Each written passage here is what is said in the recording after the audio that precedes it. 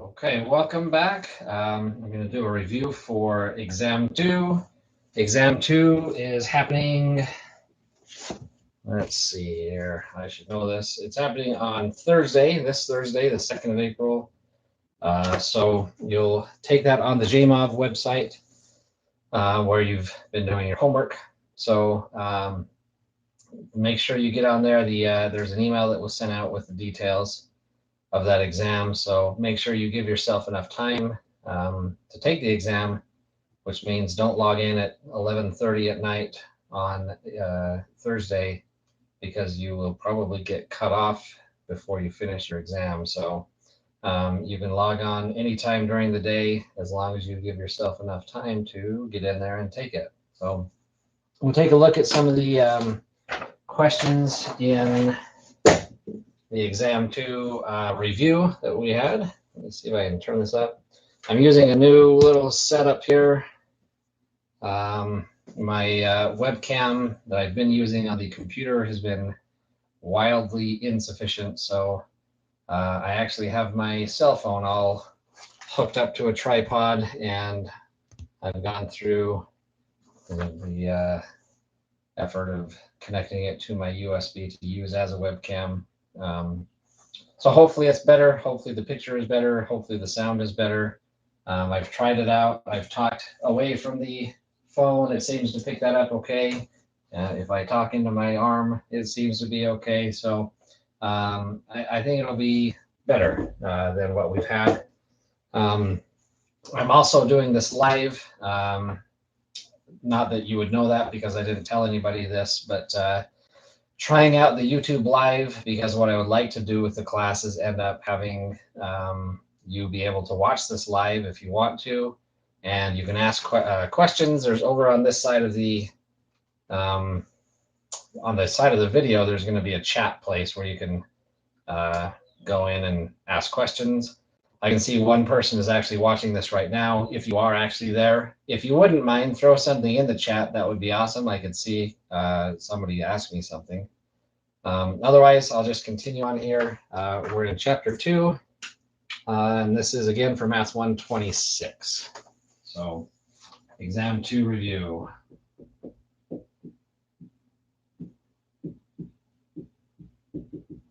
The review, of course, was found online on the Canvas page. So if you haven't found that, please go find it, and that'll be your main review for the exam. A little bit about the exam. I've had a couple of people asking, is it going to be long? Is it going to be short? You're given. I've actually given you 3 hours and 20 minutes on the exam. Not because I think it'll take you that long, but sometimes internet connections go out, sometimes things happen.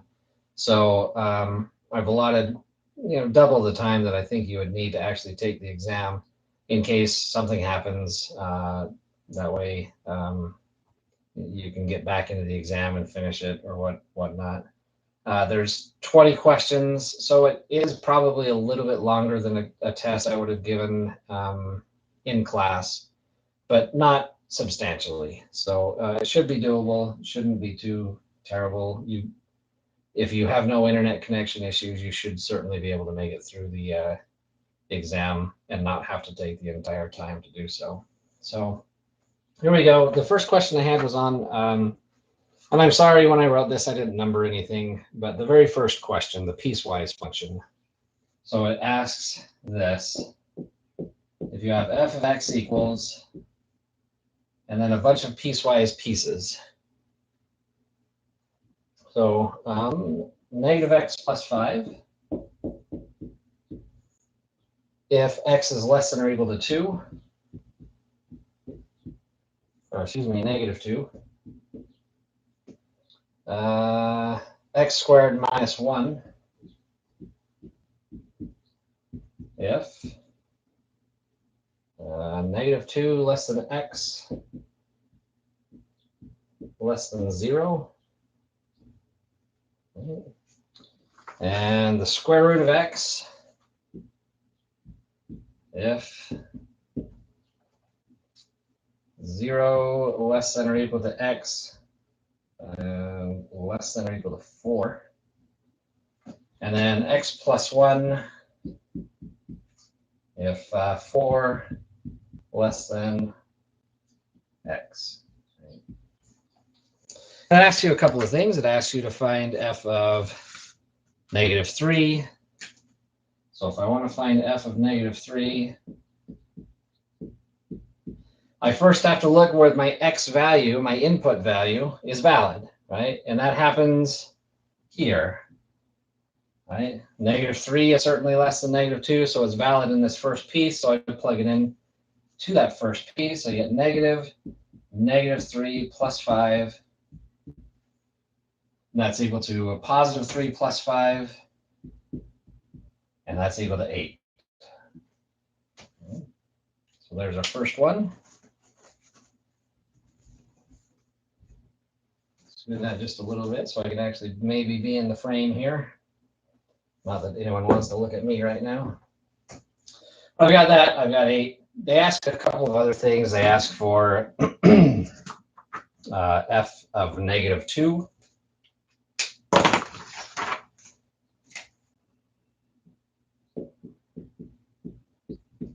F of negative 2 is evaluated also in this first one, because negative 2 is less than or equal to negative 2 because it's equal. So I plug it into that first one, so I get negative 2 plus 5.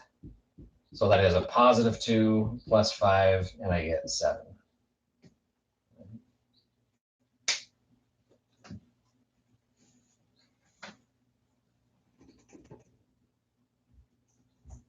Let's see if I can play with this light a little bit. Does that make it better? That makes it worse. I think the light in this place is probably the worst part of trying to film. Very difficult to get a good light in this house. All right. Hopefully you can see that. From what I'm looking at, it might look a little bit difficult to see, so maybe I have to write larger.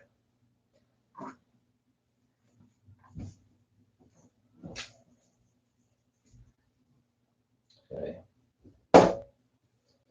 So the next thing that they ask for here is f of negative 1. F of negative 1 is evaluated in this interval because negative 1 is between negative 2 and 0, and so I plug it into that one. Negative 1 squared minus 1, but negative 1 squared is 1, and so 1 minus 1 is 0. Maybe I should also stick with black. So that green doesn't look like it shows up very well. And then the next one on the sheet says f of 0, and there's a mistake on the sheet. F of 0 is not evaluated in this interval because this is a strict inequality, right? This says x is strictly less than 0. This next one down here says 0 is less than or equal to x, and so I evaluate in this one because 0 is less than or equal to x if x is 0, right? And so I plug that into the square root. Square root of 0, which is just 0. So that was an error on the review sheet. It says, I don't know if you can see this, zoop, right there. Yoink. That looks terrible. I don't know if you can see it, but it's there. It says it's negative 1 on the review sheet. That is incorrect because whoever, not me, just kidding, it was me, evaluated this, put it into this one, but it shouldn't be in that one. It should be the next one down, and I get 0, right? Okay. All right, so that's the first one. They ask a couple of more questions, but I think that's enough to get you going on the first one.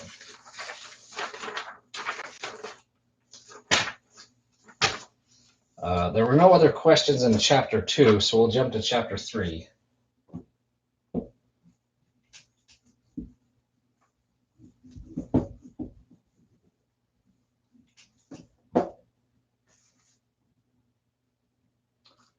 First one here that we have in chapter 3 says sketch the polynomials. It's the second one in chapter 3 review. It says sketch the polynomials by completely factoring, finding the zeros and their multiplicity and the end behavior of the function. So there's a lot that we're looking for. I'm going to start by doing one of them. I'll do f of x equals x to the fourth plus 7x to the third plus 16x squared plus 12x. Right. So it's important to note here that there is a common greatest common factor of x. So I can start by factoring the x right from the get-go, and that's already one of the 4 zeros that I'm going to have to find.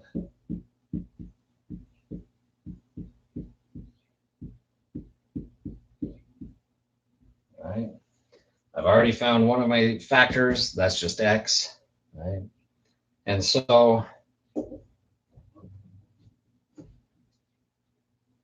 I don't know, maybe you guys can tell me, it looks like the camera's fairly clear over here, but then loses focus over here.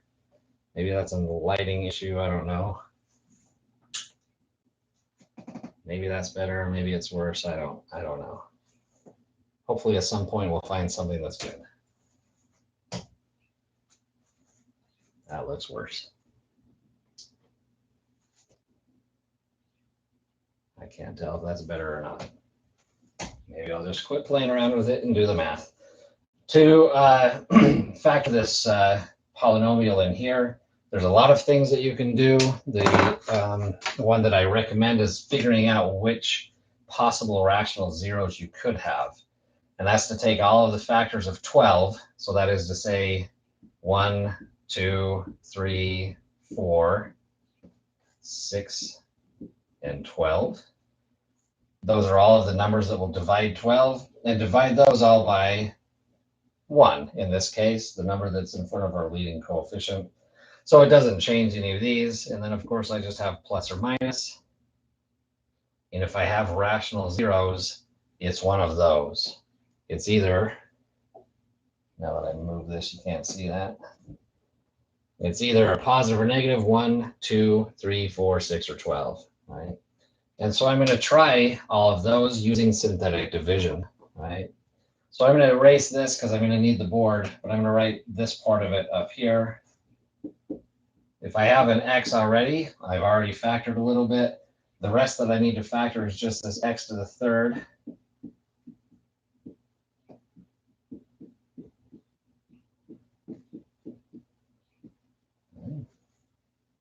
And so that's what we'll do synthetic division on.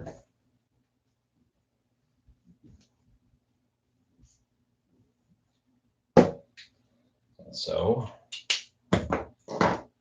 looking at this, I have a 1, 7, 16, and 12.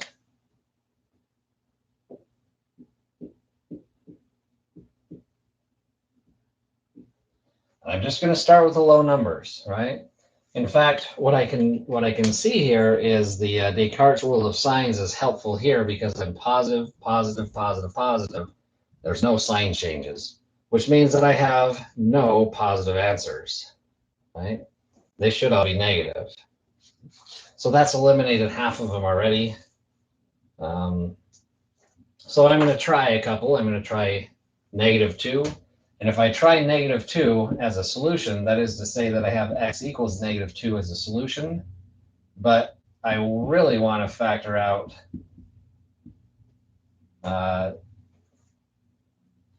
if I factor out -2, it will end up being as x plus 2 as my factor, right? So recall this in a minute, we'll get there, but maybe I jumped the gun talking about this. But let's start with -1, right? And so I'm going to factor out -1, see if it goes. The 1 drops down. -1 times 1 is 1, negative still. 7 minus 1 is 6, times -1 is -6. Plus 16 gives me 10, but times -1 gives me -10. And I don't get a 0 here, and so 1 is not it. So I can eliminate that. And then erase what I've done and start over. When you do this on an exam, if you were to do this in class, I would recommend doing this in pencil lightly enough that you can erase all of the ones that don't work, just like I'm doing here. Otherwise you can completely destroy the amount of space that you have. -1 didn't work, but I'm going to try -2. So the one always just drops down, so that's 1 times -2 is -2.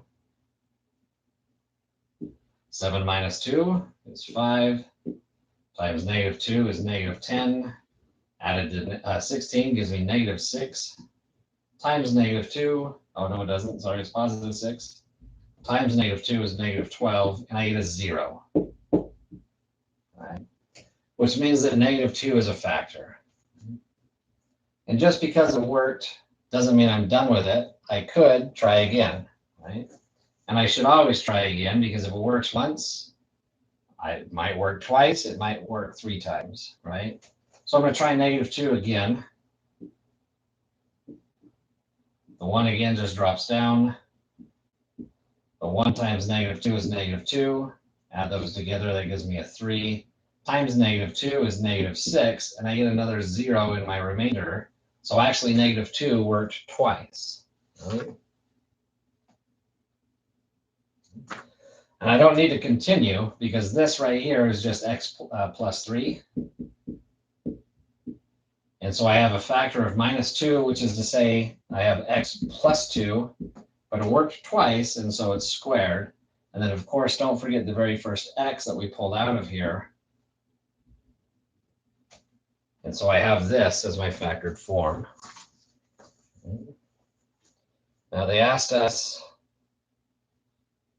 to sketch the polynomial by completely factoring. So that was basically step 1 of a whole bunch of things. Let's write this up here in the top so I can continue on.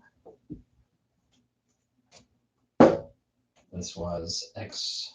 I'm going to write it as x plus 2 squared first. And x plus 3.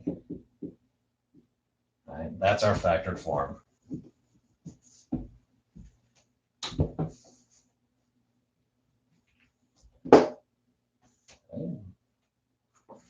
The next thing it says to do is to find the zeros. So the zeros are pretty easy. Don't forget this x, it's still a 0. It gives me x equals 0. That's one of my zeros. Okay. I also have x plus 2 is equal to 0, which solves that, gives you the x equals -2. And then I have x plus 3 is equal to 0, so I have x equals -3. These are my zeros. And the multiplicity tells me a little bit about the behavior. The multiplicity of 0, x is just a factor of 1, so that's multiplicity of 1. But if I have a multiplicity of 1, that means I cross the x-axis at that point.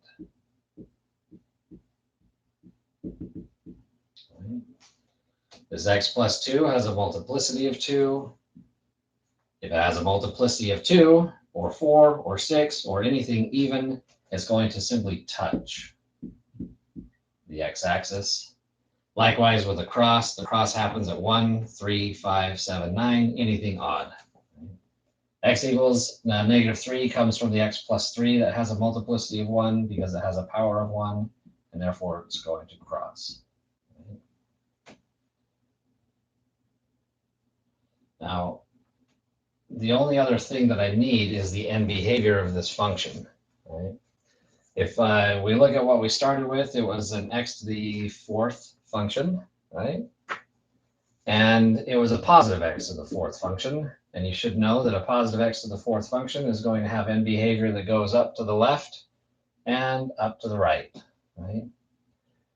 And so at these zeros at -3, I'm going to cross. And the next one, -2, I'm just going to touch and bounce back down. And then at 0, which I just passed, I'm going to cross again. That's not a great graph. Let's look at this a little bit more, a little bit better.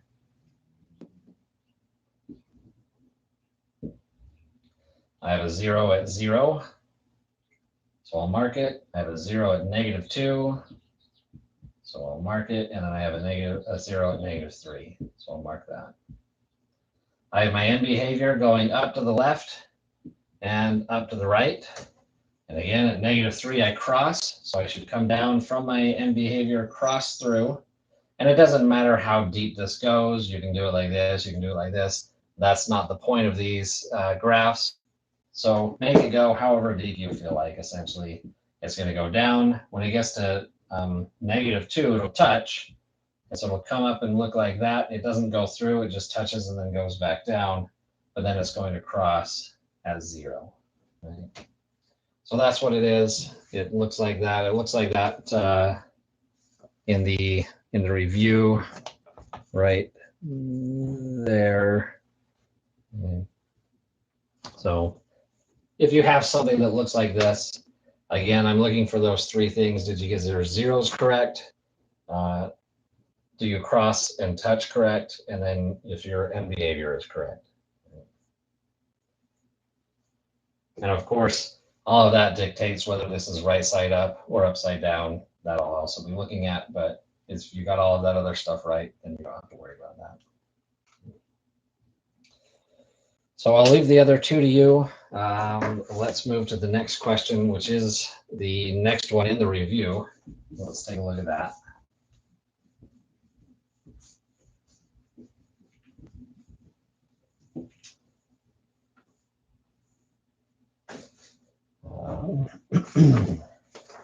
It says, find the quotient and the remainder of the division. Let's take a look at, no, I don't know, the first one, I suppose. We have 2x to the third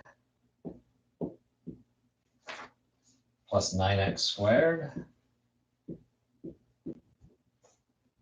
plus 11x plus 8 all over 2x plus 3.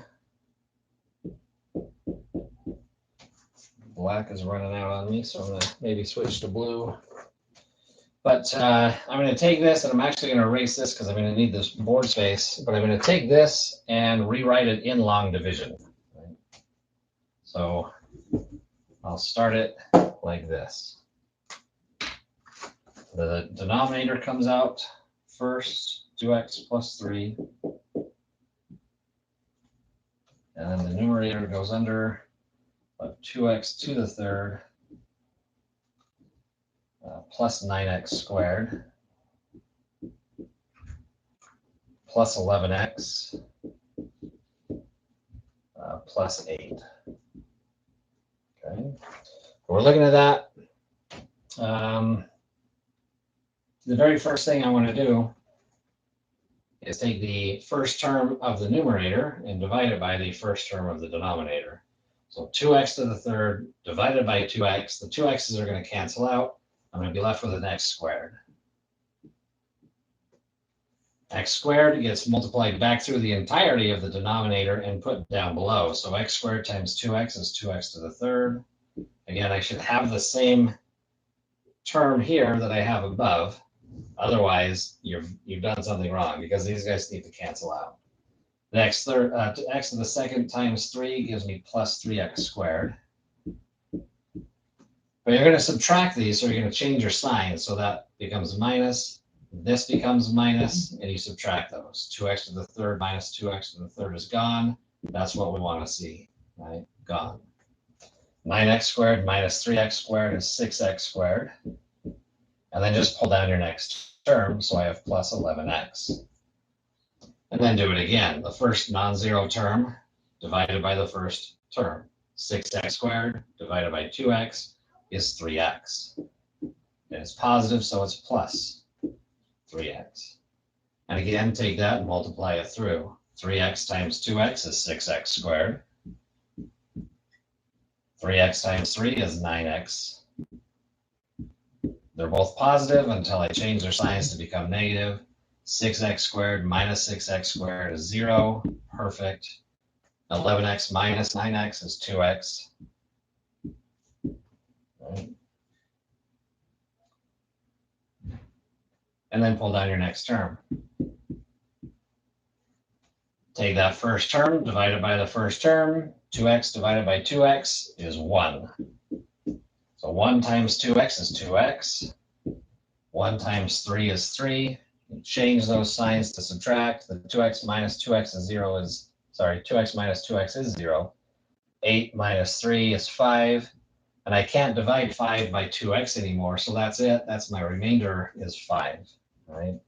And so the question asks us to find the quotient and the remainder. The quotient is that, x squared plus 3x plus 1, and the remainder is 5.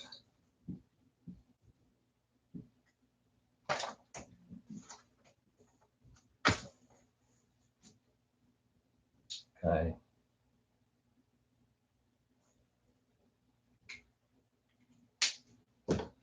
Let's take a look at, and I'll leave the other two. I'll probably just do one from each of these sections. The other two are similar enough. I mean, you may run into issues on the last one, but again, you've got your discussion boards, post stuff in there. I'll be watching the boards. I'll give other classmates a chance to answer so that they can get the discussion, credit. But I'll go and answer stuff if it goes too long without being addressed. So let's take a look at the next one. The next one just says to list all the possible rational zeros. And we sort of just did that in the last factoring problem. So let's take a look at one of them. They're both hairy. So let's look at f of x here.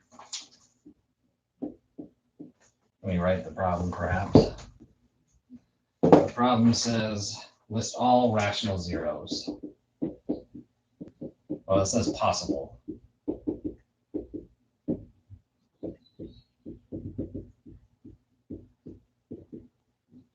Okay. It doesn't say to find them, it just says to find the possible ones. So we're going to do this for f of x. Let me switch back to blue.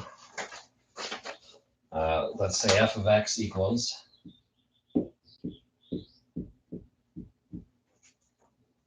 (12x to the third) plus 5x squared minus 7x plus 8.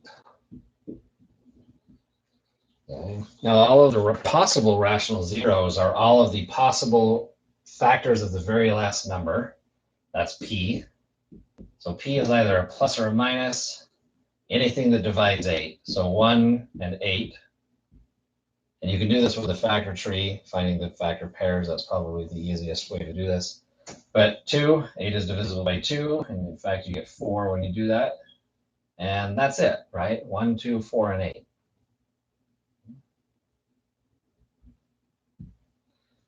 And then Q comes from the factors of the first number. So that's plus or minus also, but we've already got a plus or minus, so we don't need to double them up. Otherwise, we just get redundant stuff that we don't care, but it's all the possible factors of 12. So 1 and 12, 2 and 6, and then 3 and 4. So those are kind of squished, but 1, 2, 3, 4, 6, and 12. So it's any number from the P group here divided by any of the numbers from the Q group. It's not a group. I can't remember the name. My mind's going crazy. Set, right? So if I list these out, let me take these P's and Q's and shove them off a little bit because I'm going to need some room here. So P was positive or negative, 1, 2, 4, or 8. Q is 1, 2, 3, 4, 6, or 12. Right? So all of my possible zeros are, I'll just start here, take 1 over 1 is 1. And then take this 1 over everything. So 1 over 2, 1 over 3,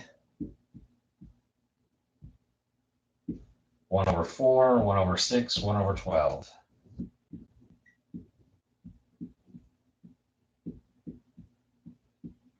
Okay. And then do that with all of them. So take 2 over 1, which is 2. 2 over 2 is 1. I've already written it, so I don't want to repeat it. I'm going to leave it. I got 2 over 3. That's new. 2 over 4 is 1/2. That's not new, so I'm not going to write it. 2 over 6 is 1/3, which I already have, so I'm not going to write it. And then 2 over 12 is 1 over 6. I already have that. I'm not going to write it.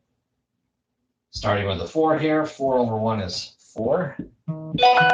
4 over 2 is 2. I already have that, so I'm not going to write it. 4 over 3 is new, so I'll write it. Then I have 4 over 4, but that's 1. I already have it. 4 over 6 is the same as 2 over 3, which is here. 8 over 12, that's the same thing as both divisible by 4. That gives me 2 over 3. That's not new. I already have it. Move on to the 8. 8 over 1 is 8. 8 over 2 is 4, which is already in my list. 8 over 3, that's new, so I'll write that. 8 over 4 is 2, which is there. 8 over 6 is 4/3, which is already there. And 8 over 12 simplifies down to, well, they're both divisible by 4. That gives me 2 over 3, and that's already there. So that's it. That's my list. There's 1, 2, 3, 4, 5, 6, 7, 8, 9, 10, 11, 12 possible zeros, which is what we have on our answer sheet. So, I'll let you do the g of x in that one. G of x is longer. There's going to be more in there, but it's the same kind of idea.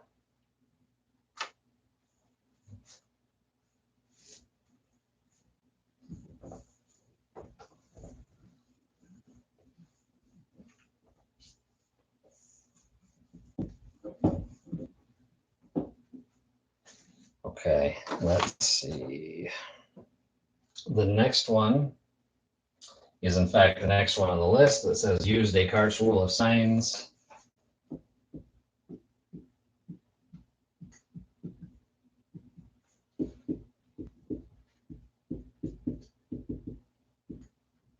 In order to determine how many positive and how many negative real zeros there might be. So let's take a look at, let's say, f of x. F of x is x to the 5th plus x to the 4th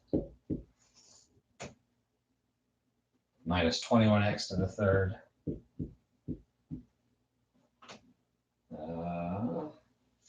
plus 11x squared plus 68x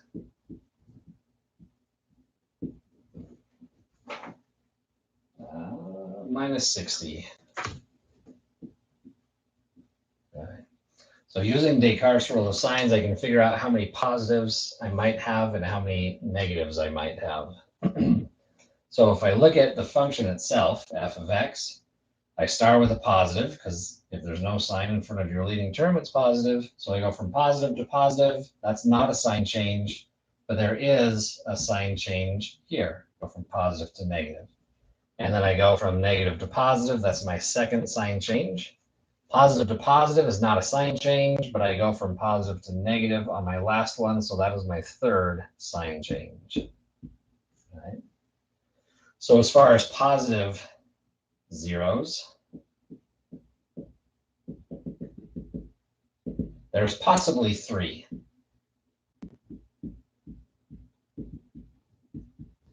But I could also have 2 less than that. So I could also have 1. And those are my only options, right? If I end up with a 3, I either have 3 or 1 positive zeros. To find the other ones, if you need this, write it down. Go ahead and write it down, pause it. Here it goes. To find the negative ones, I'm going to look at f of negative x and see what sign changes happen there. So we said there were 3 positive, 3 or 1 positive. But f of negative x is replacing all of your x's with negative. So this is negative x to the 5th. Make sure those negatives end up in parentheses. Plus negative x to the 4th. Minus 21 times negative x to the 3rd. Plus 11 negative x squared. Plus 68 times negative x, and then minus 60.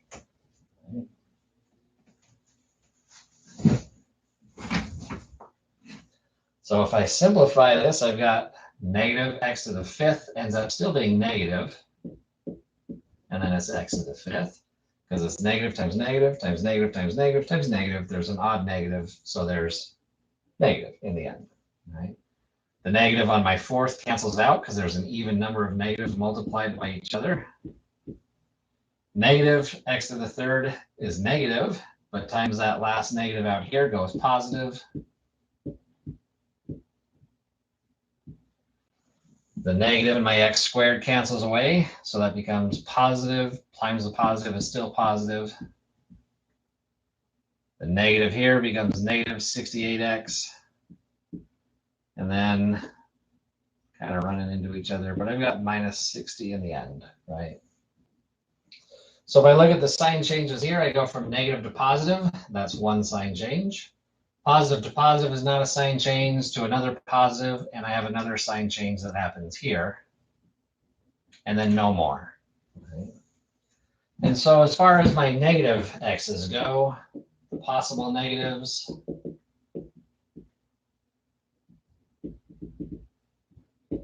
I have 2 sign changes, so it's possible to have 2. It's also possible to have 2 less than that, so I could possibly have 0.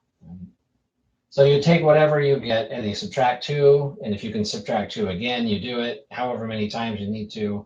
So for example, if I had a possible 9, then it would be 9 or 7 or 5 or 3 or 1. And you stop at 0 or 1 because it doesn't make sense to have a negative number of negatives. That's just silly.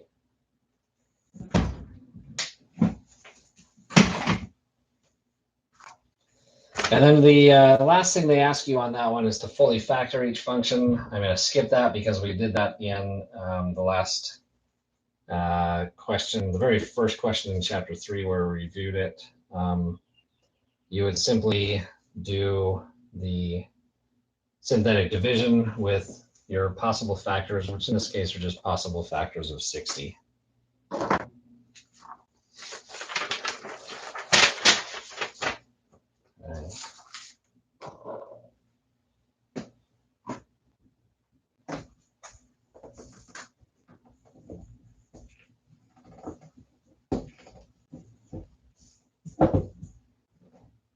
All right, and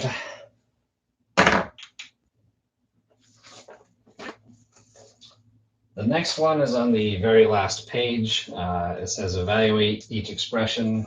So we're evaluating things like negative 25 under a square root, right? Whenever you have a negative under a square root, that comes out as an I. And then the square root of 25 is 5. And so this is just 5 times I, 5I, right? Those ones I think are fairly simple. The second one in here says evaluate the square root of negative 1. That's just I. That's the definition of I, is the square root of negative 1, right?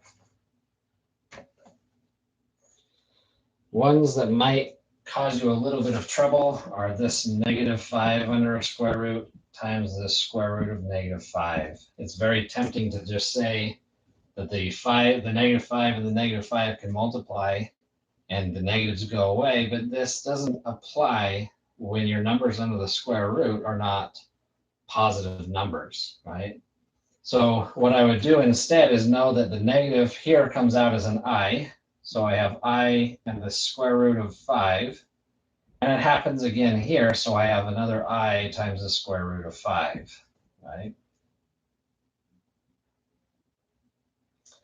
And so if I multiply these now, I can multiply square root with square root. The square root of 5 times the square root of 5 is just going to be a 5.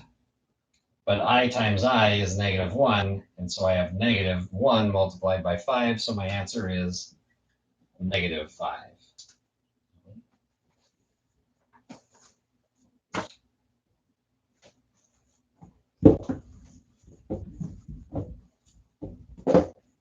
Okay.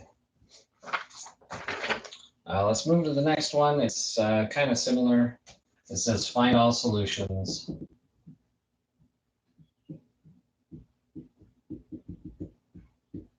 And I have x squared, let's say, plus 25 equals 0. We'll do that one. And maybe I'll do the other one. We'll do them both. Okay. So in this one, there's two ways to do it. You can complete the square, but there's a 0x term in there, so it makes it a little bit difficult. So what I'll do is minus 25 from both sides. This gives me x squared equals negative 25, and therefore I can square root each side. Square root this side, and I have the plus or minus for the square root on this side. That gives me x is either the positive or negative root of negative 25.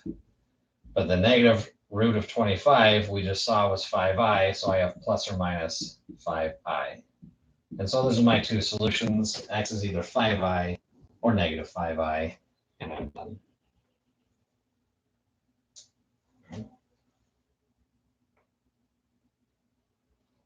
All right. Let's take a look at the other one. The other one's a little bit more difficult. Well, involved. I shouldn't say difficult. It's just a little more involved. But we have x squared minus 6x plus 10 equals 0. On this one, I'm going to complete my square. So I'm going to move this 10 off to the other side. That turns into x squared minus 6x. Give myself some room equals negative 10. And I'm going to add half of 6 squared. So 6 divided by 2 is 3. Square that and you add 9. And I, of course, have to add 9 to both sides. On the left, I just created a perfect square. This is x minus 3 squared. My perfect square, I can square root both sides. Of course, on the right side, take the positive or negative. So this gives me x minus 3 is equal to the positive or negative square root of negative 1, which is I. Then I solve simply by adding 3 to both sides. So that gives me x equals positive 3 plus or minus I. And there's my solutions. Two solutions. X equals 3 plus I, and x equals 3 minus I.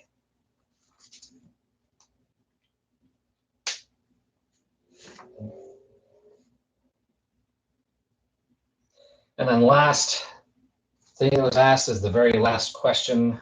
Graph the function by finding the x-intercepts, y-intercepts, vertical and horizontal asymptotes, and points where the graph crosses the horizontal asymptote, if that happens. So this is kind of a big one. I might have to erase the board multiple times, but let's do G, the one in the middle, and then I'll talk about H because somebody specifically asked a question about H. So let's look at G. G of x is x squared minus 5x plus 6 over x squared plus 5x plus 4. And what I would do is factor the top and the bottom right from the get-go. This numerator is going to factor into x minus 2 and x minus 3.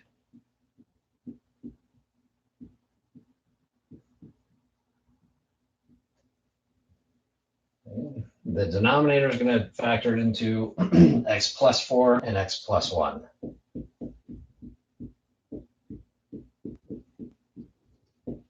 Right? So I have those. And what that tells me is that I have zeros, right? The zeros of my function are the zeros of the numerator. So that happens at positive 2, because you would set this x minus 2 equals 0 and add 2 to both sides. And so I have zeros at 2 and 3.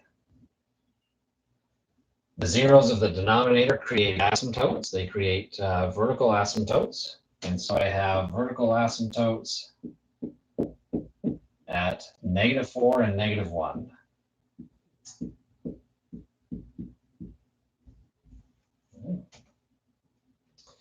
And then it's easy enough to pick up what the horizontal asymptote is. As long as you know the rule, if we're looking at the leading terms, they're both the same power, and therefore the horizontal asymptote is the coefficients divided by each other, but they're both 1 here, so my horizontal asymptote is y equals 1. I can find I found my x-intercepts, that's my zeros, right? My y-intercept happens when x is 0, so I can plug in 0 into either one of these things. Probably this first one is easier, because if I plug in a 0 here, it's gone. If I plug in a 0 there, it's gone. I'm left with just a 6 in my numerator. In the denominator, plug a 0 here, it's gone. 0 here, it's gone. And I have 4. 6 over 4, that's the same thing as 3 over 2. So I have a y-intercept of x is obviously 0, but then y is 3 over 2.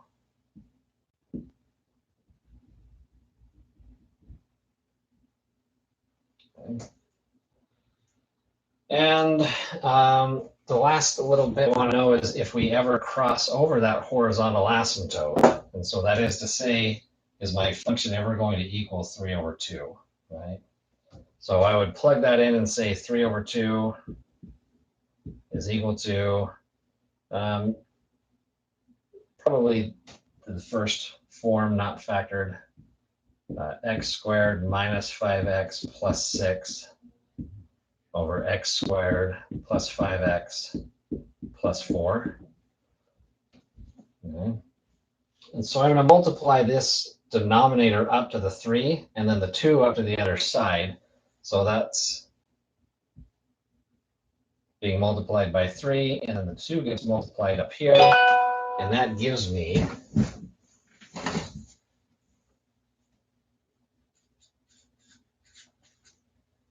3x squared plus 15x plus 12 equals 2x squared minus 10x and then plus 12.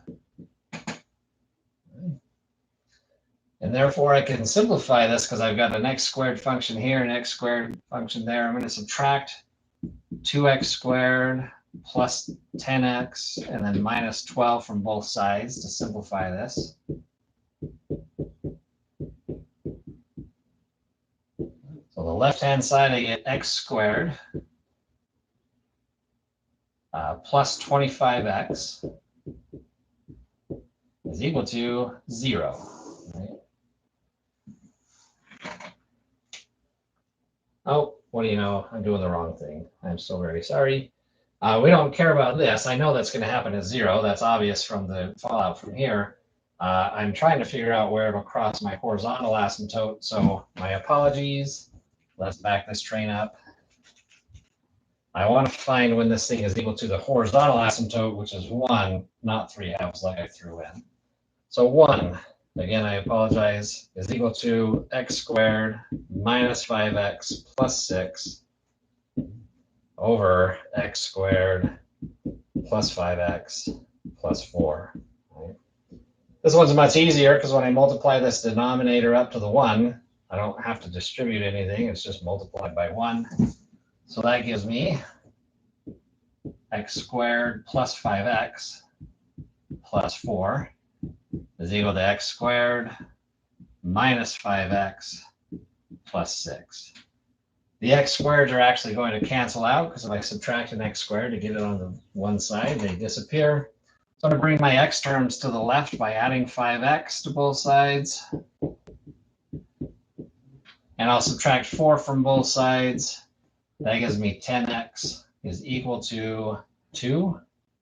Divide each side by 10. That gives me x equals 2/10 or 1/5. So there is a place where I cross my horizontal asymptote. That happens at 1/5.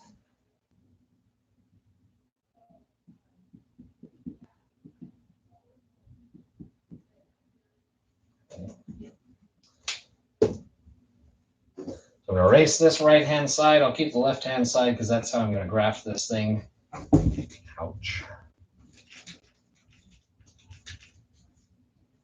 I think the last bit that we need in order to graph this is simply end behavior, right? But we have that, in fact, so I'm lying to, we have our end behavior, it's 1, right? So at 1, I have a horizontal asymptote. That takes care of my horizontal asymptote. I have vertical asymptotes at -1 and -4. All right, so that takes care of those. I have zeros. I have a 0 at 2, and I have a 0 at 3. All right. Takes care of those. My y-intercept is 0, 3/2, which is beyond 1. It's up here. All right. And then the last thing I've got is my horizontal asymptote that I cross at 1/5. So this was at 2. Maybe I should write that.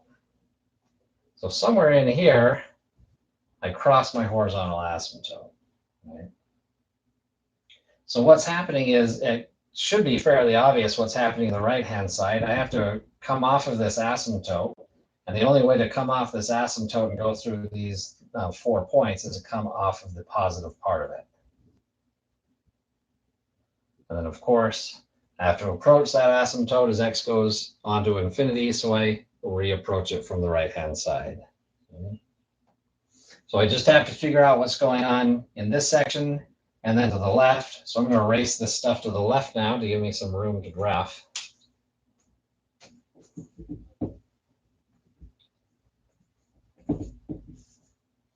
And all I really need to know is if I'm positive or negative in these regions.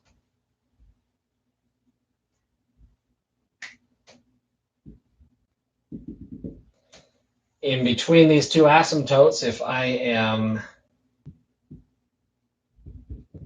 positive, then I simply make a U up here, right? Because I don't cross the asymptote, I don't cross over, I don't have a 0 in between here.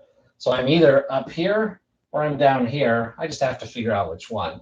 And I can figure out which one by plugging in, like, say, -2 into my function and seeing if I'm positive or negative. So -2 minus 2 is negative. -2 minus 3 is also negative. -2 plus 4 is positive. And then -2 plus 1 is negative. So I have 3 negatives. That makes me a negative. And therefore, I have to be down here.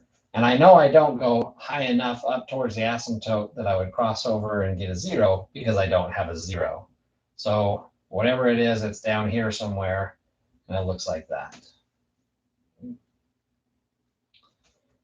And then to figure out what happens to the left of -4, that other asymptote, again, I just have to plug in a value. Plug in, let's say, -5 and see what I get, right? And I'm either going to get a positive number, which is going to set me up here, because I have to come off of that asymptote and approach that one, or I'm going to get a negative number. But I can actually reason out that I'm not going to get a negative number, because if I got a negative number at 5, that means I'm negative.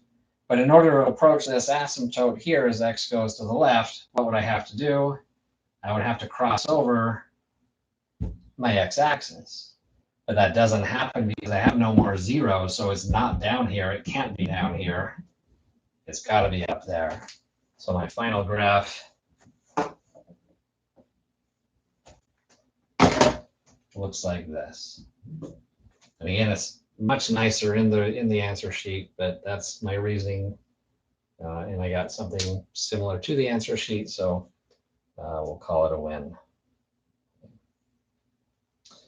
The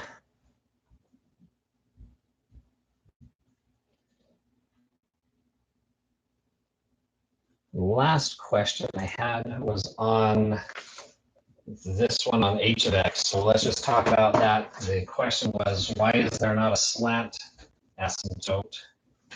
So let's look at it.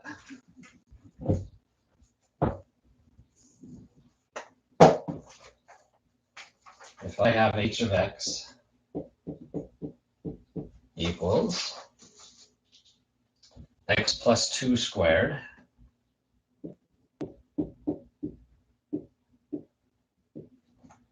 times x minus 3 squared times x plus 5. And that's all over x squared times x minus 1 squared times x plus 8 to the third. The horizontal asymptote versus slant asymptote arises based on your leading term of all of this if it were expanded out, right? So if I have x plus 2 squared, if I square that, I'm going to end up with an x squared term. If I have x minus 3 squared, I'm going to end up with an x squared term here. And then if I have another x, then I've got x squared times x squared is x to the fourth, and another x gives me x to the fifth. So my very first term is going to be x to the fifth. All of my numbers in front of my x's are ones, so that's like having 1x times 1x times another 1x times another 1x times another x. I'm going to get an x to the fifth here. Plus, blah, blah, blah. Who cares what's after this for these purposes, right? In the denominator, I've got an x squared. I'll have another x squared from x minus 1, and I'll have another 3x's. So I have 3, 4, 5, 6, 7, 8. I have x to the 8 in my denominator, plus blah, blah, blah, blah, blah, right? So this is the case where the power of the numerator is smaller than the power of the denominator, right? And therefore, I do indeed have a horizontal asymptote at y equals 0. That's the result of when my numerator's power is smaller than my denominator's power. But you can think of this as the same case as if I just had a 0 x to the 8 and called it the same with just a 0. If I have the same power, it's the coefficients divided, but that's just 0 divided by 0. Or sorry, 0 divided by 1. And so I still end up getting y equals 0. So you can think of those two cases really as the same case. One of those cases just ignores the fact that we've got a 0 in our 8th power term in the numerator. So hopefully that helps. I decided to put this out Monday. That'll give you a couple of days to watch it, review it, go back onto discussion pages and ask questions, post anything that you're having difficulty with. Help each other out, right? Go on discussions and post your answers if you have any. So again, the test, what do I say, is Thursday, I want to say. Yep, it's Thursday, so give yourself time to get on there. This camera, as I'm looking at it, the camera angle is really kind of goofy. I realize that I probably spend a lot of time over here. So again, I'm doing my best with what I have. I tried to find a webcam online, and you can't find them anywhere. So again, that's my cell phone up there, rubber banded to a stick. So next time I'll take a minute and try to get a better angle, but hopefully that's helpful. You know, we're in weird circumstances. Hopefully you're doing okay. I'm up in Utah. It snowed. It's been snowing for 3 days up here. It's crazy. We had a 5.7 earthquake because why not? And you know, it's crazy town. So hopefully you're all well. Hopefully we get through this quickly, and you know, we'll see you on, well, I don't want to say see you on the other side. That's probably the wrong thing to say, but see you when we're done.